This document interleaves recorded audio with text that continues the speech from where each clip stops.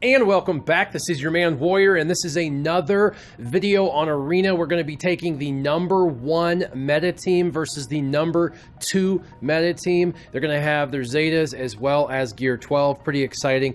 Really quick, just looking at the meta report, we see that Commander Luke is dominating for the leadership position. Pretty much he's #1, and he takes up about 65 to 70%, and then the remaining part goes to General Kenobi and Rex, with a bunch of people following suit for about 10% combined. Darth Nihilus, Darth Maul, Finn, Wedge, Admiral Akbar, Qui-Gon Jinn, and Grand Admiral Thrawn all equal about 10%.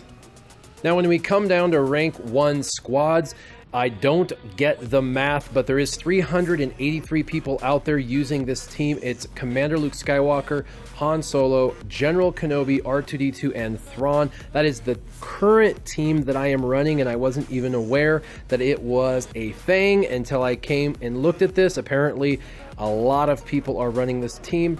The #2 team, Commander Luke Solo, Chirrut, Baze, and R2 is the team I've been running for the last few weeks, and it is the team that I will be going up against here in just a second. And 148 teams are currently using this combination.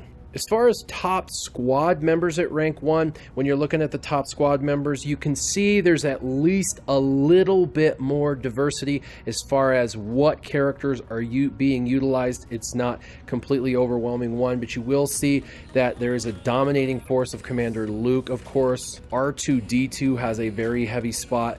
General Kenobi has a very big spot, Grand Admiral Thrawn and Han Solo very big, and Darth Nihilus.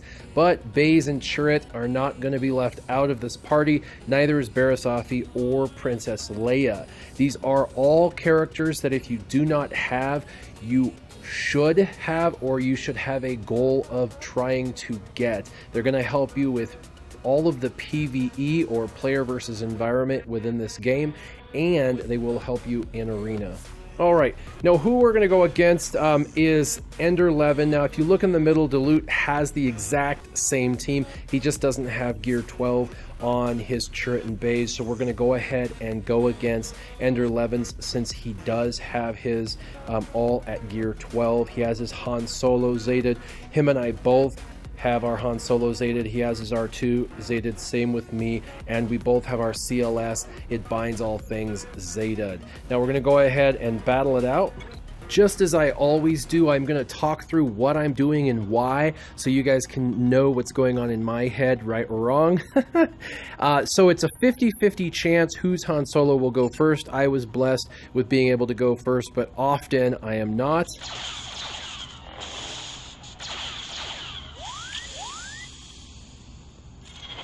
We will go ahead and get rid of all of that retribution. Did not get buff immunity, that is okay. I will go ahead and spin, put everybody in stealth, and we will go ahead and fracture R2-D2.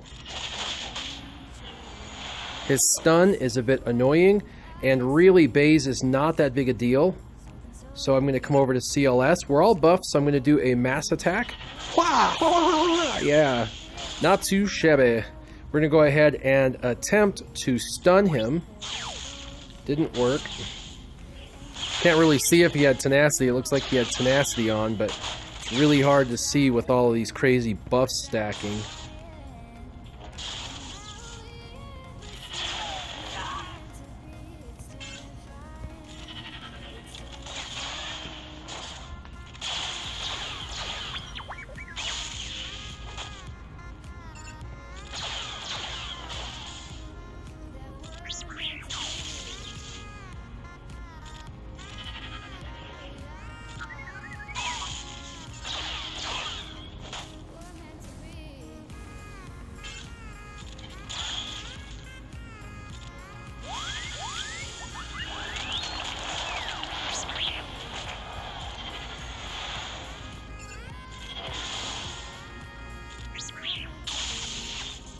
Alright, we're just going to take out his damage dealer.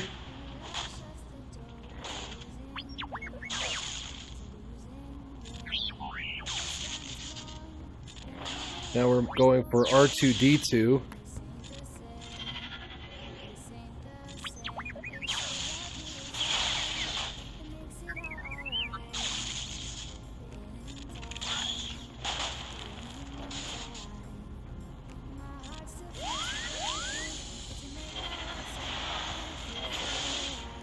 And the reason why this team works so well, albeit I've gotten pretty whomped on today, just now, I've been worked pretty good, is because Thrawn obviously regenerates protection and CLS regenerates health and protection, and so with the critical hit immunity and the regeneration of protection, it just makes it really, really difficult to get through.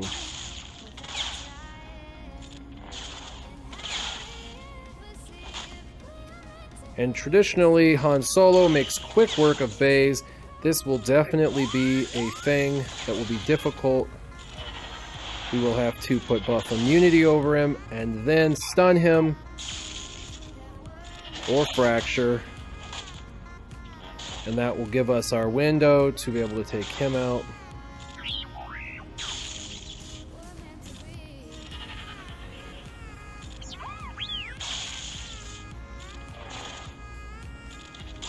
And here we go.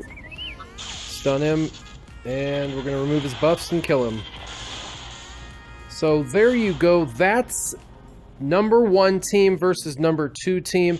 I've done it where I've won in 2 minutes with no losses. I've also done it where it took me 4 minutes and I had 2 losses. So these are 2 very, very good teams. They're both very defensible. I would say they are the best 2 defensible teams in the game, and they are also the 2 best offensive teams in the game.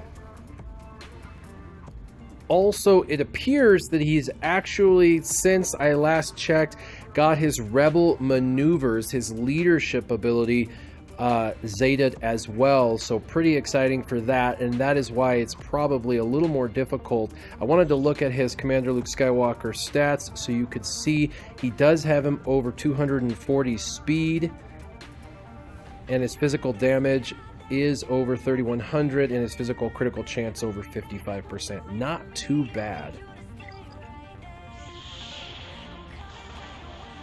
All right, round 2.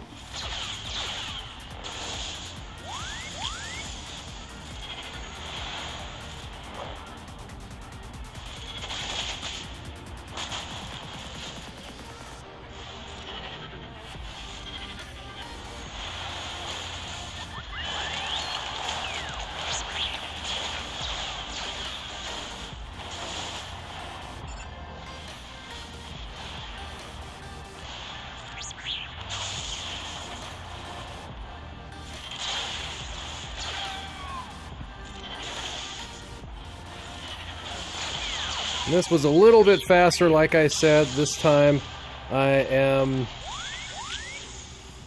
taking this team out a little quicker. Again, RNG can be a difference maker in a battle as to whether you win or whether you lose.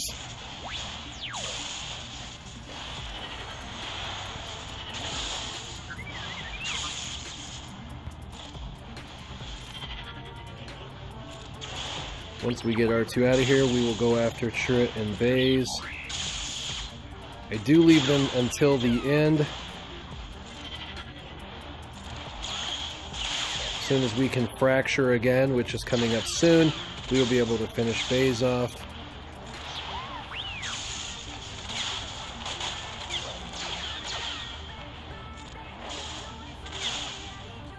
And there's the fracture. And this will be over very quick, right here. So there you go. You saw it took less than 2 minutes with no losses, had almost all my health and protection on all my characters. Really, RNG is a factor. It depends on whether you win or lose. But I wanted to showcase a couple of battles so you could see both teams in action with good RNG and bad. As always, make sure you keep your gaming on. Warrior, out.